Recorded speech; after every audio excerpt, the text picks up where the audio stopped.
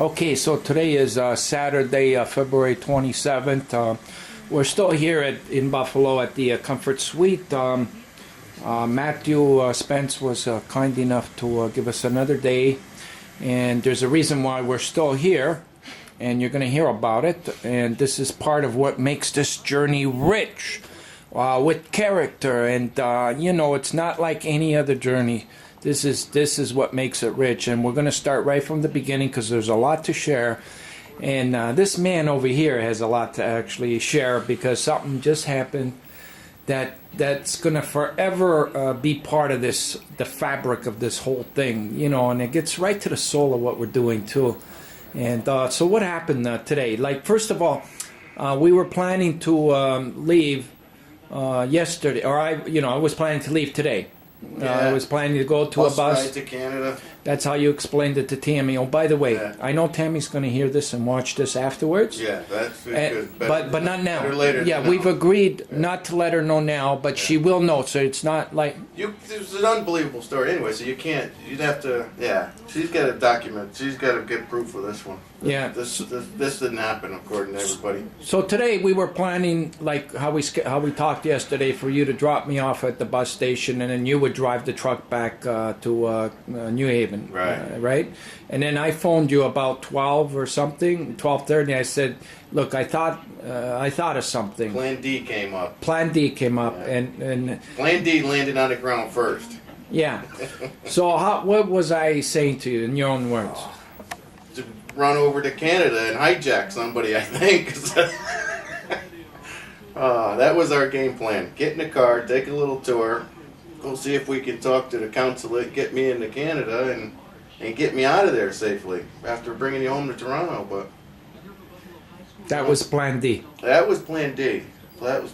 And it all sounded rosy. And it'd be nice to have you in Toronto, see our great, beautiful city. I was excited about it. I haven't been to that part of Canada. And that was a great mission. It was going to be a great day. And so we really were just attempting to do this, but find out about it. What if it could be done, right? Like that's how we started off. Yeah. Just simple couple questions at the United States-Canada Peace Bridge, which is not too peaceful. So what happened? We jumped in the car. We brought a few articles with us, just couple articles, a little information. Couple cups of coffee, nice chit chat. Off on our way to the Peace Bridge. Beautiful ride. Thinking that we were just going to talk to somebody there just to get direct, what we could do or what we can or what we had to do if we could do it, like all that kind of stuff, right? Yeah. A little so chit-chat. we're arriving there. We had to scope. Nice, easy. No criminal activity. No, none. Nothing. But just here's cross the thing, border though. And let's go home and visit our family. Okay, we're going to get to that after because that's important. Like because first of all, I got to remind everybody that I was going back to Toronto because I'm in the midst of losing my house, and I have to have some direct intervention. And if I don't go back to Toronto, I'm going to lose my house, and I need to get back there for a few days to hopefully straighten out a few things so I don't lose my house over, my absence is, that's number one. Number two, I had to get back to Toronto because in order to really effectively help save Quinn's life, I need to really get back to my office where I can work steadily to put a plan together where we can effectively execute a campaign to save his life. So that was the second part. Like, even if I wasn't losing my house, I'd be going back to Toronto because, while I'm on the road, I can't get 24 hours work, because we're going from city to city. You've been trying. Yeah, I've been trying, but I needed to do this properly. So even if I wasn't, but there's two good reasons why I had to get back to Toronto. And so what I wanted to do was say, why not see if maybe Glenn might be able to come. It would be kind of like a nice little sweetener for this whole adventure. It would be a nice. Our day off, a little winter cruise, a little winter drive. A little winter drive to our day off in a week. Beautiful country of Canada, where he would see our beautiful city of Toronto, where he would see our hockey team beat the U.S. in Canada tomorrow. I wanted to. That's what my intention was. It wasn't because I didn't feel like getting on, because I've been on bus ride. You've seen, like that physical stuff ain't gonna stop me. Right. It wasn't to get. It was really, that was my intention. And so why not at least find out if it's doable? So we went to the border at the Peace Bridge, and just to ask a few questions.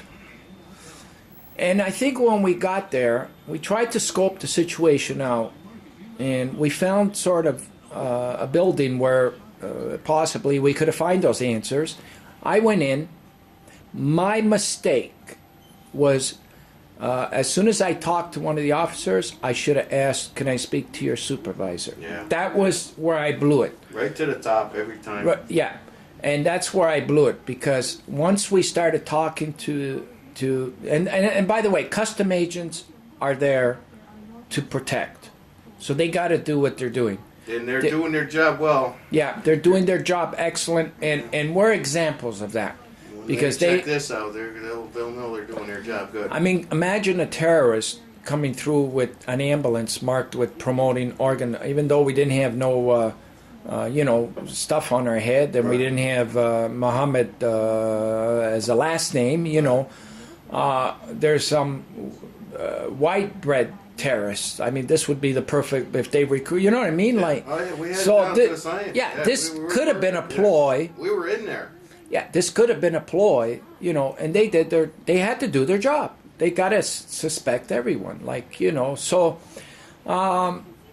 anyways, here's what I really want to get to.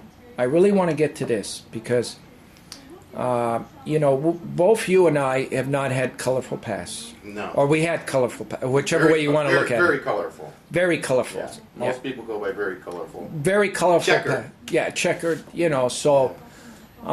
We've been in a lot of trouble. We've been in a lot of trouble, and here's the thing, some stuff kind of still resonates with you when it comes to authority figures.